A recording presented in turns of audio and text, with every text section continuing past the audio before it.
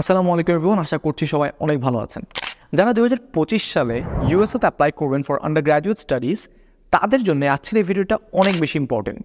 কারণ এই ভিডিওতে আমি একদম ডিটেলভাবে শেয়ার করব কখন একজন স্টুডেন্টের ইউএসএতে পড়ার জন্য প্রিপারেশন নেওয়া শুরু করা উচিত, কীভাবে সে ভালোভাবে ইউএসএ ইউনিভার্সিটিগুলোতে অ্যাপ্লাই করতে পারবে যাতে সে একটা ভালো স্কলারশিপ পায়, এবং তার আসলে কী কী ডকুমেন্টস দরকার বা কী কী টেস্ট তার আসলে দিতে হবে এই ইউনিভার্সিটিগুলোতে অ্যাপ্লাই করার জন্য, এবং যাতে সে একটা ভালো স্কলারশিপ পায়। হয়তো ভিডিওটা একটু লেন্দি হবে, কিন্তু আমি আপনাকে এতটুকু আশ্বাস দিতে পারি দ্যাট আপনি যদি এই ভিডিওটা পুরোপুরি দেখেন তাহলে আপনার এতটুকু একটা আইডিয়া আপনি পেয়ে যাবেন দ্যাট কীভাবে আপনি আসলে অ্যাপ্লাই করবেন এবং কোন গাইডলাইন বা কোন পাথওয়েটা আপনি ফলো করলে আপনার একটা ভালো স্কলারশিপ পেতে পারেন। So without any further do, let's start the video. এই পুরো প্রসেসটা অনেক সিম্পল শুনতে মনে হলেও ইটস নট দ্যাট ইজি। কারণ দেখা যায় কি অ্যাপ্লিকেশন পিরিয়ডে এসে, ডেডলাইন্স, তারপর রেকমেন্ডেশন লেটার্স, তারপর স্ট্যান্ডার্ডাইজ টেস্ট, এই সব কিছু মিলিয়ে যখন প্রেশারটা পড়ে, স্ট্রেসের কারণে মনে হয় কি কাজগুলো অনেক ডিফিকাল্ট। সো তখন দেখা যায় কি স্টুডেন্টরা অনেক হারি করে, এবং হারি করতে গিয়ে রাশের মধ্যে তারা অ্যাপ্লিকেশনগুলো ফিল আউট করে, এবং দেখা যায় কি তার রিজেকশনের হারটাই বেশি থাকে। সো আমি আপনি এই ভিডিওতে চেষ্টা করব কীভাবে আপনি পুরো জিনিসটা প্ল্যান করবেন স্ট্র্যাটেজি অনুযায়ী, এবং কীভাবে আপনি ভালোভাবে ইউনিভার্সিটিগুলোতে উইদাউট এনি রাশ এবং ডেডলাইনের আগে কীভাবে ভালোভাবে অ্যাপ্লাই করতে পারেন, একটা প্রপার একটা গাইডলাইন দেওয়ার। সো আপনাদের যারাই আসলে জিনিসটাকে অনেক ইজি ভেবে রাখছেন, দ্যাট আপনারা হয়তো ভাবছেন দ্যাট দেশে যদি ইউনিভার্সিটিতে পড়ার সুযোগ না পাই তাহলে আমরা বিদেশে অ্যাপ্লাই করব, তাহলে আপনাদেরকে একটু ভাবা উচিত। কারণ একটা জিনিস আপনি সহজভাবে বুঝেন দ্যাট বাংলাদেশে যেসব ইউনিভার্সিটিগুলো আছে ওসব ইউনিভার্সিটি অ্যাপ্লিকেশনের যে জার্নিটা পুরোপুরি ডিফারেন্ট ইউএসের অ্যাপ্লিকেশন জার্নিটার সাথে।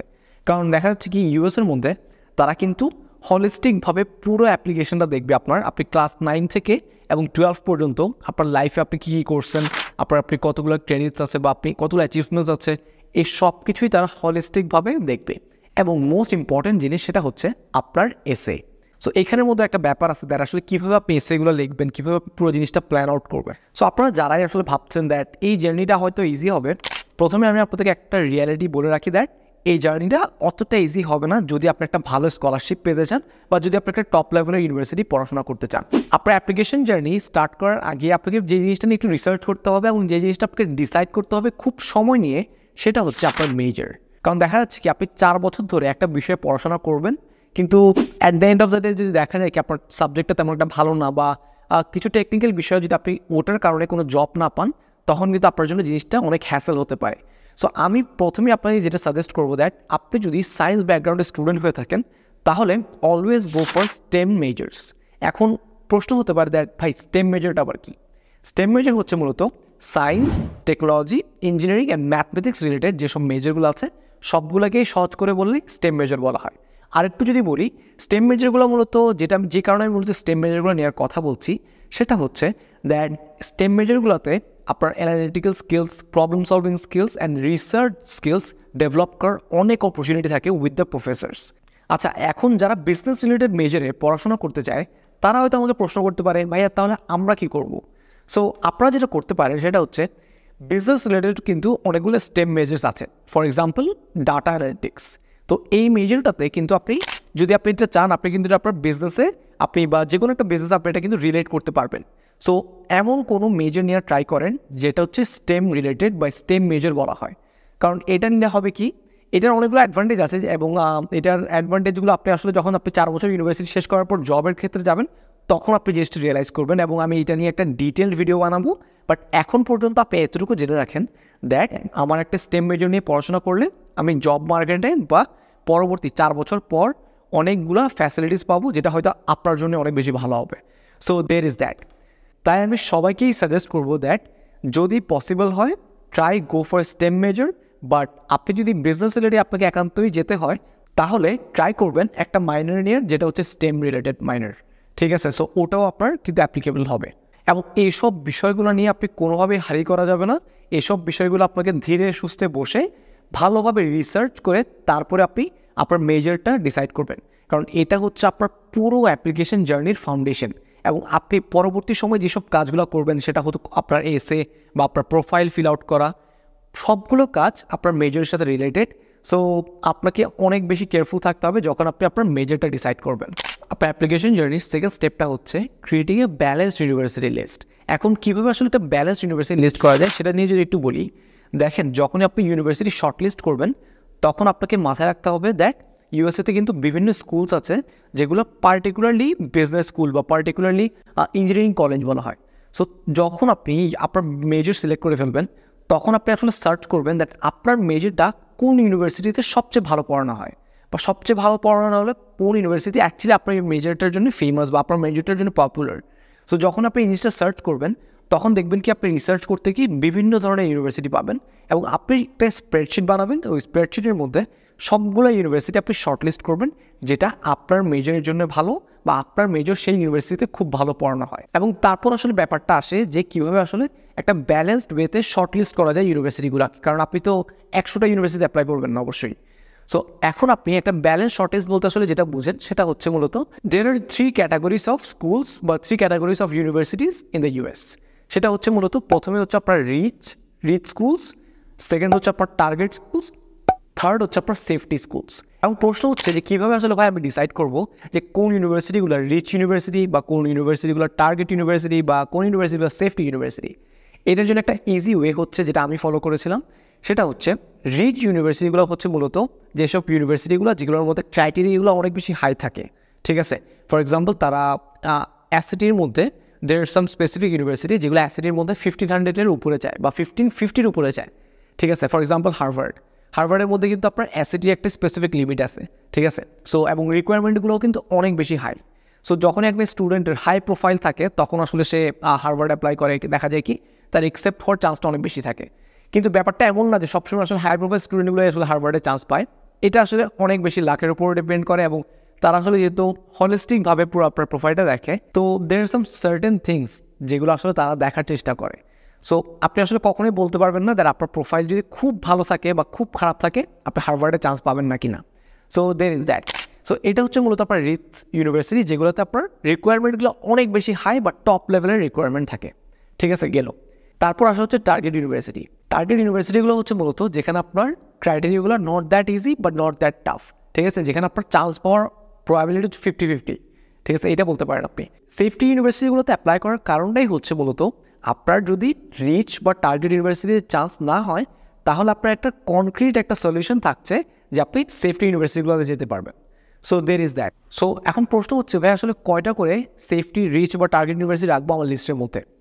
রিচ ইউনিভার্সিটিগুলো যেহেতু অ্যাপ্লাই করাটা অতটা ইজি হয় না বা অ্যাপ্লাই করার প্রসেসটা আপনাকে অনেকগুলো এসে লিখতে হবে, সাপ্লিমেন্টাল এসে লিখতে হবে আপনাকে বিভিন্ন ধরনের। সো ওগুলো হচ্ছে মূলত আপনার ইউনিভার্সিটি থেকে বিভিন্ন ধরনের কোয়েশ্চেন দেয়, দেন আপনার হবি কী বা আপনি এটা কেন আপনার লাইফে এত ইম্প্যাক্ট রেখেছে। সো এই ধরনের কোয়েশ্চেন তারা করে যেগুলো আপনাকে এসে সুন্দর করে এসে লিখতে হবে এক্সপ্লেন করে।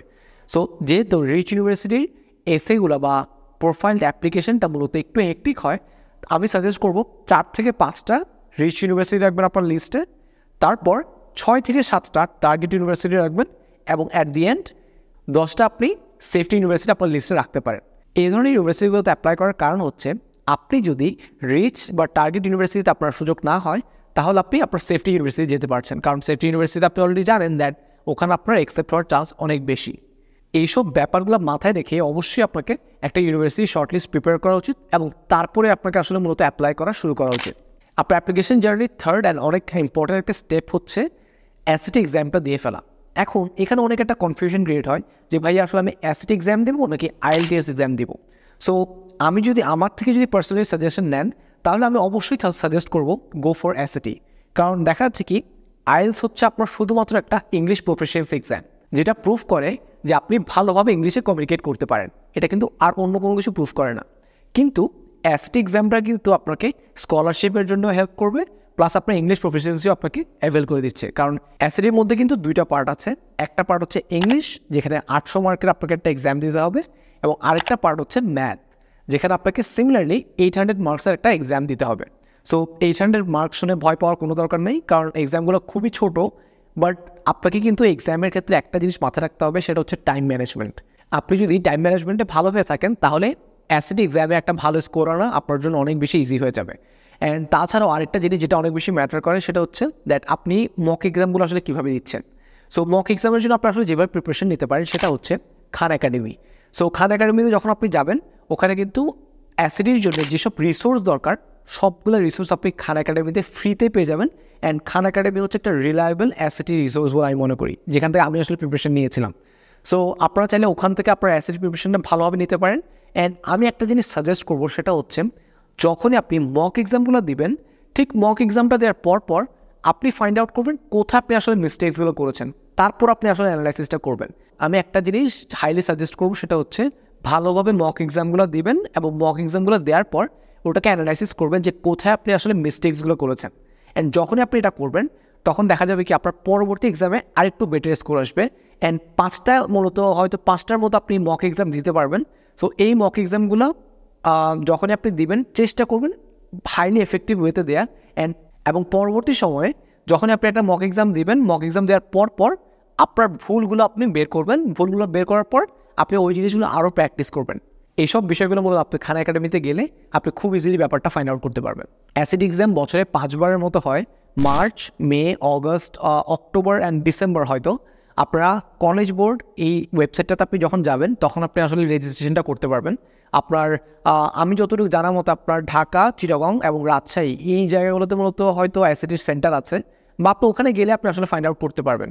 অ্যাসিড এক্সামের জন্য কিন্তু আপনাকে রেজিস্ট্রেশনটা করতে হবে, এবং রেজিস্ট্রেশনটা করার আগে আপনি কলেজ বোর্ডে যাবেন এবং কলেজ বোর্ডে গিয়ে আপনি ফাইন্ড আউট করবেন যে কোন লোকেশনটা আপনার জন্য সবচেয়ে বেশি কাছে হয়, চিটাগং নাকি ঢাকা। সো যে কোনো একটা জায়গায় যেয়ে আপনি অ্যাসিড এক্সামটা দিয়ে আসতে পারবেন। অ্যান্ড আরেকটা জিনিস, সেটা হচ্ছে অ্যাসিড এক্সাম কিন্তু শুধু একবার না, আপনি চাইলে একাধিকবার দিতে পারবেন। অ্যান্ড চেষ্টা করবেন দ্যাট অ্যাসিডিতে যেন একটা মোটামুটি 1400 অ্যাবভ স্কোর রাখা যায়, যাতে আপনি ভালো ভালো স্কলারশিপগুলো আপনি অ্যাভেল করতে পারেন। আপনার অ্যাপ্লিকেশন জার্নি 4 নম্বরের স্টেপটা হচ্ছে মূলত কমন অ্যাপে একটা প্রোফাইল বানানো এবং আপনার এসে লেখা শুরু করে দেওয়া। সো কমন অ্যাপটা মূলত কী সেটা যদি একটু বলি, কমন অ্যাপ হচ্ছে মূলত একটা ওয়েব অ্যাপ্লিকেশন যেটা আপনাকে এবং আপনি যে ইউনিভার্সিটিগুলোতে অ্যাপ্লাই করবেন ওটাকে কানেক্ট করে। কমন অ্যাপের মাধ্যমে আপনি আপ টু 20টা US ইউনিভার্সিটিতে অ্যাপ্লাই করতে পারবেন, ঠিক আছে। অ্যান্ড একটা জিনিস বলে রাখা ভালো, কমন অ্যাপ কিন্তু শুধুমাত্র US ইউনিভার্সিটির জন্যই অ্যাপ্লিকেবল, ঠিক আছে। আচ্ছা, জিনিসটা যদি একদম সিম্পল করে বলি, তাহলে কমন অ্যাপে যখন আপনি ঢুকবেন তখন আপনি ওখানে বিভিন্ন ধরনের সেকশন পাবেন, যেখানে একটা সেকশনে আপনাকে আপনার অ্যাওয়ার্ডস অ্যান্ড অ্যাচিভমেন্টস নিয়ে কথা বলতে হবে, একটা সেকশনে আপনার একাডেমিক প্রোফাইল নিয়ে কথা বলতে হবে, এবং একটা সেকশনে আপনাকে এসেগুলো লিখতে হবে মূলত। সো এইসব ক্ষেত্রে আপনাকে একটু কেয়ারফুল হতে হবে, আপনি আসলে কোথায় কোন জিনিসটা দিচ্ছেন এই জিনিসটা নিয়ে আপনাকে একটু মাথায় রাখতে হবে। অ্যান্ড প্রত্যেক বছর অগাস্ট মাসে এই অ্যাপটা কিন্তু রিফ্রেশ হয়, ঠিক আছে। সো বাই অগাস্ট আপনাকে আপনার অ্যাসিটি রেডি রাখতে হবে, আপনি কোন মেজরে পড়াশোনা করবেন সেটা আপনাকে ডিসাইড করে ফেলতে হবে। অ্যান্ড এই দুইটা জিনিস যখন আপনার রেডি থাকবে তখন আপনি অটোমেটিক্যালি আপনি অগাস্ট মাস যখন হবে তখন আপনি ফর্মটা ফিল আউট করে আপনি কিন্তু আপনার অ্যাপ্লিকেশন শুরু করে দিতে পারবেন। কমন অ্যাপ প্রোফাইলে একটা ইম্পর্টেন্ট সেকশন হচ্ছে অ্যাক্টিভিটি সেকশন, যেটা নিয়ে স্টুডেন্টরা সবচেয়ে বেশি প্রবলেম ফেস করে, তাই আমি এই জিনিসটা নিয়ে এই ভিডিওতে কথা বলছি। সো এই অ্যাক্টিভিটি সেকশনে মূলত আপনার এক্সট্রা কারিকুলার অ্যাক্টিভিটি নিয়ে মূলত কথাবার্তা বলতে হয়। অ্যান্ড প্রত্যেকটা স্টুডেন্ট থেকে আমি এই কোয়েশ্চেনটা প্রায় সবগুলো যতগুলো সেমিনার কন্ডাক্ট করেছি আজ পর্যন্ত সবগুলোতে আমি পেয়েছি দেন ভাইয়া এই অ্যাক্টিভিটি সেকশনে কোন অ্যাক্টিভিটি নিয়ে বলবো, আমার তো কোনো ইসি আসলে নাই। সো সবাই আসলে মনে করে তাদের আসলে কোনো ধরনের এক্সট্রা কারিকুলার অ্যাক্টিভিটি নাই, বাট দেখা যায় কি তারা আসলে যে অ্যাক্টিভিটিগুলো করে বা তারা সারা দিনের মধ্যে যে অ্যাক্টিভিটিগুলো করে ওখানের মধ্যে বিভিন্ন ধরনের এক্সট্রা কারিকুলার অ্যাক্টিভিটি থাকলেও তারা আসলে জিনিসটা আইডেন্টিফাই করতে পারে না। ধরেন সবসময় আসলে স্টুডেন্টরা মনে করে কি শুধুমাত্র অলিম্পিয়াডে পার্টিসিপেট করা, ক্লাব করা স্কুলের মধ্যে বা পাবলিক স্পিকিং করা, এইসবই হচ্ছে মূলত এক্সট্রা কারিকুলার অ্যাক্টিভিটি, ঠিক আছে। বাট তারা আসলে ভুলে যায় that other than your co curricular activities বা আপনার পড়াশোনা বাদে আপনি যেসব অ্যাক্টিভিটিগুলোতে পার্টিসিপেট করেন সেটা হতে পারে গার্ডেনিং, বা সেটা হতে পারে আপনার লেখালেখি করতে খুব পছন্দ, আপনি লেখালেখি করেন, জার্নালিং করেন, সেটাও কিন্তু one kind of extra curricular activity, ঠিক আছে। আমি এটা নিয়ে একটা ডিটেল ভিডিও বানিয়েছি, আপনারা অবশ্যই ভিডিওটা দেখে আসবেন অ্যাক্টিভিটি সেকশনটা ফিল আউট করার আগে, ঠিক আছে। সো আপনি কীভাবে একটা এক্সট্রা কারিকুলার অ্যাক্টিভিটি ডেভেলপ করতে পারেন বা কীভাবে আসলে একটা এক্সট্রা কারিকুলার অ্যাক্টিভিটি সিলেক্ট করতে পারেন আপনার প্রোফাইলের জন্য, সেটা আপনি এই ভিডিওটা দেখলে অবশ্যই বুঝে যাবেন। আমি লিঙ্কটা কমেন্ট সেকশনে দিয়ে দিব, আপনারা অবশ্যই ভিডিওটা দেখে আসবেন। এই এক্সট্রা কারিকুলার অ্যাক্টিভিটিগুলো হলো আপনার ক্যারেক্টার অ্যান্ড প্যাশনের একটা ইউনিক এক্সপ্রেশন, যেটার মাধ্যমে আপনি আপনার প্রোফাইলটাকে স্ট্যান্ড আউট করতে পারেন। সো যখনই আপনি এই জিনিসটা ফিল আউট করবেন always be careful and try to be unique as much as possible. আপনার এসে এবং আপনার প্রোফাইলের মধ্যে কী দিবেন সেটা নিয়ে যদি একটু কথা বলি, তাহলে হচ্ছে think of your application as a white page, এবং এই হোয়াইট পেজের মধ্যে আপনি অ্যাজ এ মানুষ হিসেবে কেমন, অ্যাজ এ স্টুডেন্ট হিসেবে কেমন, সব কিছু ওখানে এমনভাবে ইনপুট করবেন যাতে তারা আপনি কেন আসলে 10 জন স্টুডেন্ট থেকে ইউনিক সেটা আইডেন্টিফাই করতে পারে। কারণ অ্যাডমিশন অফিসাররা তারা আপনার ফেস দেখে আপনাকে নেবেন অবশ্য, ঠিক আছে, তারা আপনাকে আপনার প্রোফাইল দেখে বা আপনার অ্যাপ্লিকেশনটা দেখেই নেবে, আপনার রাইটিং স্টাইলটা দেখেই আপনাকে তারা তাদের ইউনিভার্সিটি নেবেন। সো আপনাকে এটা মেক শিওর করতে হবে দ্যাট আপনি আপনার রাইটিং স্টাইলের মাধ্যমে বা আপনার ক্যারেক্টার বা আপনার ইউনিক এক্সপ্রেশনের মাধ্যমে আপনি কীভাবে আসলে নিজেকে ইউনিকভাবে রিপ্রেজেন্ট করতে পারছেন। ঠিক আছে, সো আপনাকে ওই জায়গাটায় মনোযোগ দিতে হবে। আপনার অ্যাপ্লিকেশন জার্নির 6 নম্বর step and very important step, সেটা হচ্ছে ট্রান্সক্রিপ্টস ম্যানেজ করা এবং রিকমেন্ডেশন লেটার ম্যানেজ করা। কমন অ্যাপ প্রোফাইলের মধ্যে আপনার ক্লাস 9 থেকে শুরু করে ক্লাস 12 পর্যন্ত, মানে এইচএসসি মানে ফাইনাল ইয়ার পর্যন্ত আপনাকে যতগুলো ট্রান্সক্রিপ্ট আছে সবগুলো কিন্তু আপনাকে কমন অ্যাপের মধ্যে ইনপুট করতে হবে। ঠিক আছে, সো এই জিনিসটা কিন্তু আপনাকে মাথায় রাখতে হবে অ্যান্ড এই জিনিসটা আপনি চেষ্টা করবেন অগাস্টের আগেই যে কোনোভাবে ম্যানেজ করে ফেলার।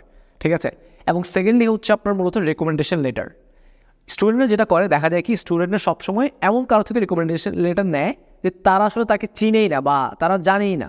ঠিক আছে, বাট আপনি অলওয়েজ যেটা করবেন, always try to take the recommendation letter from someone যে আপনাকে আসলে মানুষ হিসেবে চিনে, যে আপনার ইউনিক স্ট্যান্ড পয়েন্টগুলো জানে।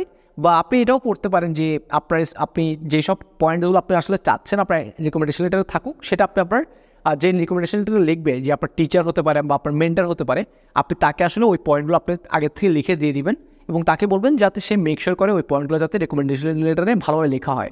আপনার রেকমেন্ডেশন লেটারগুলো কিন্তু একটা বিগ রোল প্লে করে আপনার প্রোফাইলটাকে স্ট্যান্ড আউট করার মধ্যে দিয়ে। অ্যান্ড সবসময় স্টুডেন্টরা যে প্রবলেমটা ফেস করে দেখা যায় কি, স্টুডেন্টরা টিচারদেরকে রেকমেন্ডেশন লেটারের জন্য জাস্ট কিছুদিন আগেই বলে এবং দেখা যায় কি টিচাররা রাশের মধ্যে দিয়েই রেকমেন্ডেশন লেটার লিখে মানে কোনোভাবে দিয়ে দেয়। সো আপনি মিনিমাম 2 মান্থস আগে আপনি যার থেকে রেকমেন্ডেশন লেটারটা নেবেন তাকে জানিয়ে দিবেন যে আপনার এরকম একটা কিছু দরকার, যাতে সে সময় নিয়ে আপনার ব্যাপারে লিখতে পারে। ঠিক আছে, যাতে কোনোভাবেই সে রাশের মধ্যে দিয়ে যেন রেকমেন্ডেশন লেটার না লিখে অ্যান্ড কোনোভাবে যেন সাবমিট না করে দেয়। সো এই কারণে এটা একটা ইম্পর্টেন্ট ফ্যাক্টর আপনার প্রোফাইলের। অ্যান্ড আমরা যেন প্রোফাইলের কোনো জায়গায় কোনো লুপ হোলস না রাখি যাতে আমাদের প্রোফাইলটা রিজেক্ট হয়ে যায়। সো এই জিনিসটা আমাদেরকে মেক শিওর করতে হবে।